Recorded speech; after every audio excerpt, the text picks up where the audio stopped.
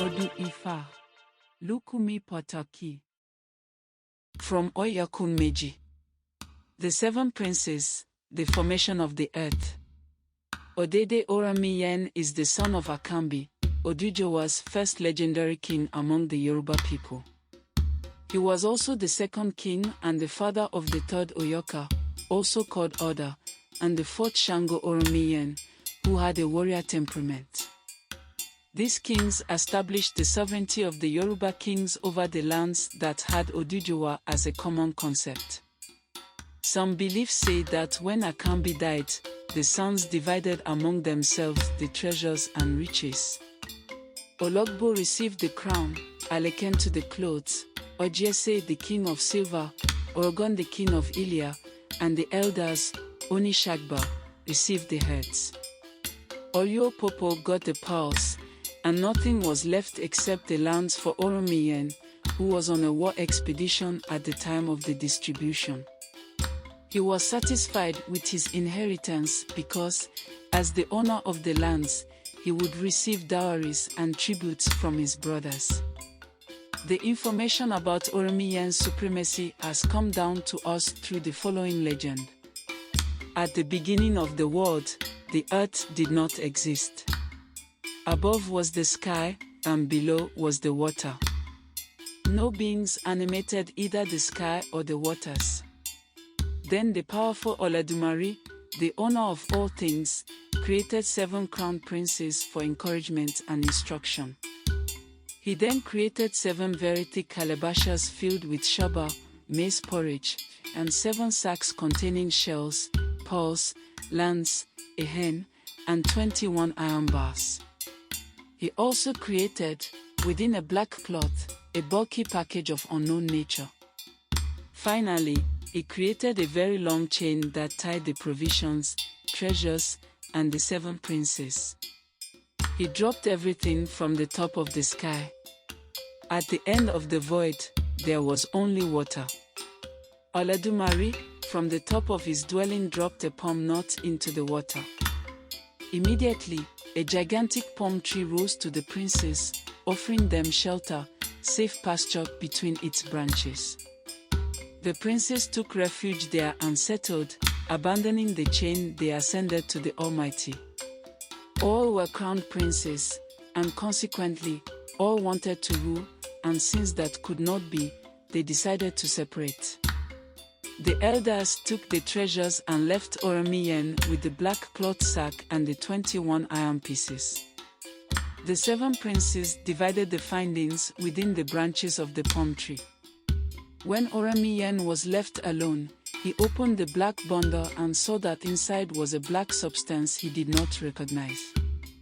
He shook it, and the black matter fell into the water and turned into a mound emerging from it. The hen flew to perch on the mound, and when it arrived, it began to scratch the black matter, spreading it far and wide, enlarging the mound. Instead of water, land took shape. Oraniyan was pleased, so he enclosed the 21 iron bars in the black cloth and decided to descend on the mound and take possession of the land. But the other 6 princes wanted to snatch the land from him, and Oraniyan took his weapons, the 21 iron bars, which, following the will of the Almighty, had transformed into various weapons, spears, axes, etc. He brandished an enormous sword with a sharp edge, sharper than the fine edges of Olofane, and said to them, "You stole all the treasures and left me with only this land and these irons. The land has grown, and so has this iron." He then ascended above the princes, who pleaded for mercy, asking him to leave them a portion of the land to live on. Oraniyan granted them their lives and said to them, "You and your descendants will come every year to pay homage and tribute to the city to demonstrate and remind you that you had received the grace of life and land." It is here that Oraniyan became the king of Oyo and the sovereign of the entire Yoruba land, in other words, the entire earth. Tradition tells us that he departed from Ife, leading an expedition to the east to avenge his grandfather, Lamarudu. However, he could not successfully carry out his project, as it was interrupted by an endless column of black ants. He changed his itinerary in a place called Igangon, leading to a dispute with his brother over a jug of beer. His older brother, Ogdo, who had accompanied him, left the expedition. Oraniyan attempted to continue through the Tokwa region, but the inhabitants of the area blocked his path. Later, due to other disagreements, his cousin Akijio, Oraniyan's son, the youngest of Odujuwa's children, also left and went to found Ejigbo, installing Oshagrinan, his father's deity, there. Oraniyan abandoned his projects and founded the city of Oyo, which became the City of Kings. Ile-Ife remained the religious capital, and he left his son Aguka as the king Olofin of Oyo before leaving for battle, becoming the second king of Benin Adika. He left his son Ewenko on the throne, and his descendants still reign. He returned to Ile-Ife, where he captured one of the rocks, a large upright stone known as Opolopo, Owo, Oraniyan, the saber of justice that is kept. Kings of Oyo must hold it during the enthronement ceremony to ensure their future authority. Oraniyan was conceived under very particular conditions. According to legend, he became a deity of warriors and blacksmiths late in life. He conquered the city of Ogafen, looted it, and took a significant booty. A prisoner named Olekei caught his eye, and he had a romantic relationship with her. However, when Odujuwa saw her, he was disturbed and declared that she would become one of the best, hoping that no one had abused her. Egun did not confess anything, and 9 months later, Oraniyan came into the world with his body divided into two colors, white on the right, Odujuwa's side, who had very light skin, and black on the left, Egun's side, who had dark skin. Then Odujuwa exclaimed, "Egun, you had relations with Olekei." On that day, according to the legend, Egun, bewildered and embarrassed, did not know what to answer, so he remained silent.